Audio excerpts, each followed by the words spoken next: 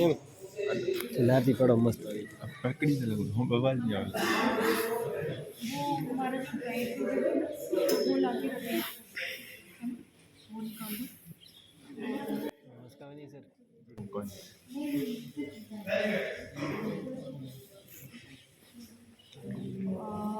तो मेनली हमारा यहाँ पे जो काम है वो पोस्ट हार्वेस्ट पे है, फ्रूट्स एंड वेजिटेबल्स पे।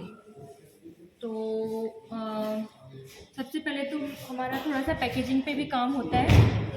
तो पैकेजिंग हम क्यों करते हैं,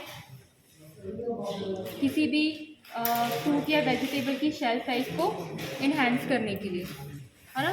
दूसरा ये कि पैकेजिंग के थ्रू थोड़ा ट्रांसपोर्टेशन भी इजी हो जाता है, जो मैकेनिकल लॉसेस होते हैं ड्यूरिंग ट्रांसपोर्टेशन वो भी कम हो जाते हैं।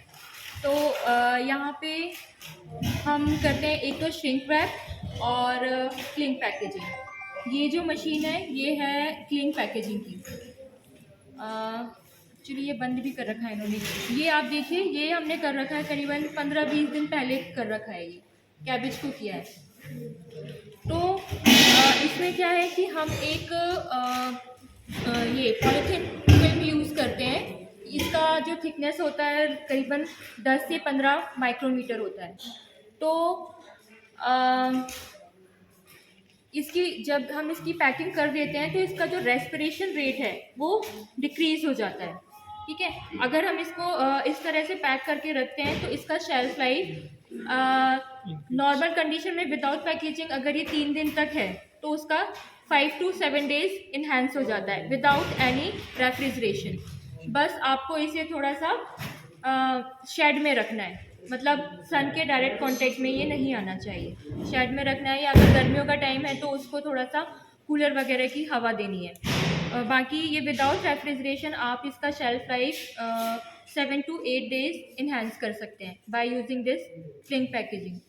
तो इससे क्या होता है कि जो छोटे फार्मर्स हैं जिनके पास ज़्यादा इन्वेस्टमेंट के लिए मनी नहीं है तो वो इस तरह से इसको रैप करके अपने शॉप में अगर रखते हैं तो इसका इनको मार्केट प्राइस भी as compare to without packaging थोड़ा सा हाई मिलता है। तो इस तरह से उनका थोड़ा सा इनकम भी इन्हेंस हो जाता है, ठीक है। तो ये था क्लीन। इसी तरीके से हमारे पास है एक श्रिंक रैप करने के लिए। हमारे पास श्रिंक रैप का भी कुछ है अमल, हमारे पास श्रिंक रैप है भी कुछ।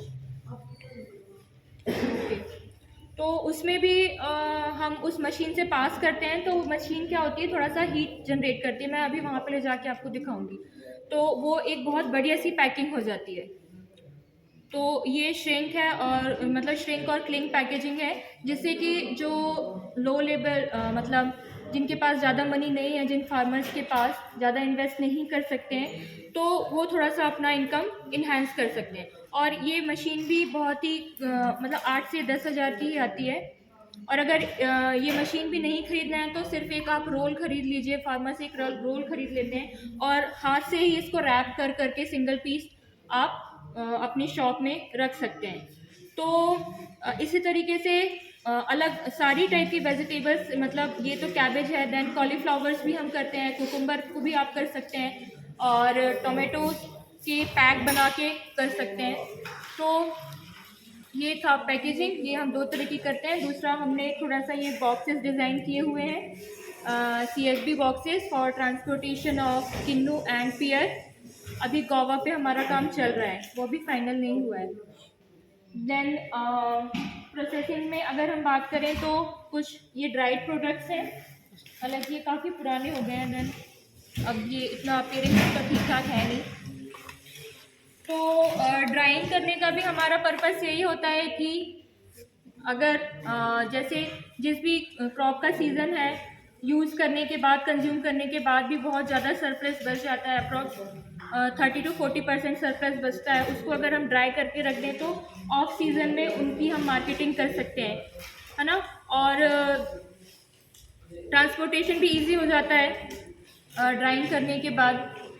मेन तो यही है कि इसका जो थोड़ा है मार्केट प्राइस इन्हेंस हो जाता है, इनकम इन्हेंस होती है फार्मर्स की। बेसिकली वी आर वर्किंग है फॉर फार्मर्स, तो इसलिए मैं फार्मर के बारे में ही ज़्यादा बोलूँगी, ठीक है। तो इनके वैल्यूएशन का चलता है course harvest management and value addition of fruits and vegetables. Okay okay, तो उसमें आप ये सारा कुछ कवर करते होंगे।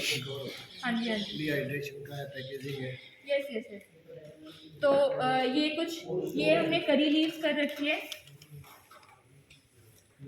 और ये करेला है। इसके अलावा हमने गोभी भी की है, और प्याज की भी हम ड्राइंग करते हैं।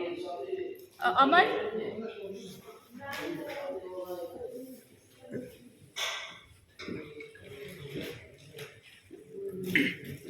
फाइनल ईयर के स्टूडेंट पढ़ा है ना? हाँ सर। ओके ओके, ये हमने प्याज कर रखी है। इनको थोड़ा सा प्रोसेस डिस्क्राइब करना ना। पहले प्याज के लिए बता दो आप। ओके, सो सारे पंजाबी होंगे। नहीं नहीं, ये राजस्थान से है। अच्छा, आपको हिंदी में बोलना। ठीक है। तो आती है। सो पहले ना कोई भी अनियन ले लेना है हमने, जैसे चाहे रेड वाला मिल जाए या वाइट वाला। तो उसको जब हमने काटना है ना, तो इतना ध्यान रखना है कि जैसे अभी ये रिंग्स बनती है ना, तो वो रिंग्स अकेले अकेले हों।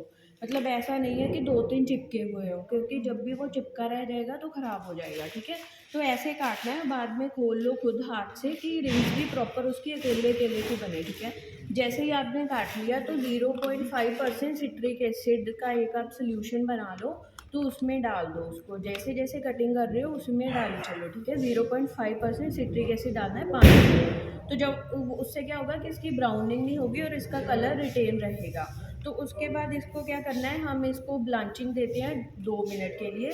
तो उसमें हम 2% NaCl डाल लेते हैं गर्म पानी में। ठीक है, बिल्कुल 2 मिनट के लिए देनी है। हमें एक मसलिन क्लॉथ लेना है और मसलिन क्लॉथ में इसको डाल के 2 मिनट के लिए डिप करना है। और जब भी 2 मिनट, एग्जैक्ट 2 मिनट ही करना है। 2 मिनट के बाद साथ में ही एक ठंडे पानी का बर्तन रखो, तो हॉट वाटर में से निकाल के ठंडे पानी में डाल दो।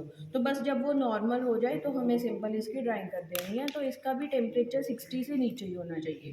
तो 60 से ऊपर नहीं जाना कभी भी टेम्परेचर, क्योंकि फिर बायोएक्टिव कंपोनेंट्स ख़राब हो जाते हैं। ठीक है, बस यही है मेन इशू।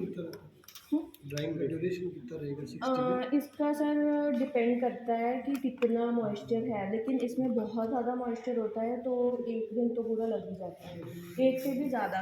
क्योंकि जब आपने पैकिंग करनी है तो प्रॉपर उसका ड्राई होना चाहिए वो, क्योंकि अगर थोड़ा सा भी मॉइस्चर रह गया फिर वो दूसरों को ख़राब करेगा। तो इसके मतलब मॉइस्चर कितना रहना चाहिए लास्ट ड्राइंग के बाद? ड्राइंग के बाद वैसे तो जो मतलब अगर आपने इंस्ट्रूमेंट से देखना है ना, फिर तो चलो आप देख ही लोगे कि 5 या 6 है। लेकिन अगर ऐसे ही हमें जस्ट देखने से ही परखना है उसको ऐसे, तो सिंपल जब लगे कि हाँ कड़क हो गया है अब तो इसमें मॉइस्चर है। फूटने लग गया। हाँ, ठीक है। बस ये है कि वो जो रिंग्स है ना वो साथ में ना रहे। जैसे इसको तो हमने क्या किया कि जब भी कट कर रहे थे, तो कोई भी है, करेला है, ये है या गोभी है, तो जब तो इसको कट करते हैं फिर तो इसको हमें 0.5 सिट्रिक एसिड वाले पानी में ही डाल के रखना है। लेकिन जब हम लीफी वेजिटेबल लेते हैं, कोई भी है, ये है, मेथी है, ठीक है, कुछ भी हुआ, ये सब है, तो इसको सिंपल पहले वॉश कर लो, तो फिर स्टीम ब्लांचिंग करनी है। तो स्टीम ब्लांचिंग में क्या डिफरेंस, ऑब्वियसली वाटर से डिफरेंट है, क्योंकि हमने सिर्फ स्टीम देनी है उसको, ऐसे ही पानी में नहीं डिप कर देना। इसको भी 2 मिनट के लिए स्टीम ब्लांचिंग देनी है, और उस पानी में हम लोग 2% NaCl या फिर 0.5% सिट्रिक एसिड डाल सकते हैं। तो 2 मिनट के लिए स्टीम ब्लांचिंग देके तो इसको बस सिंपली हमने स्प्रेड कर देना है। सेम ही है बाकी प्रोसीजर, बस ये है कि इसके केस में स्टीम ब्लांचिंग है और इसकी हॉट वाटर ब्लांचिंग है। Steam blanching, hot and water blanching आप लोगों ने पढ़ा होगा ड्यूरिंग ग्रेजुएशन।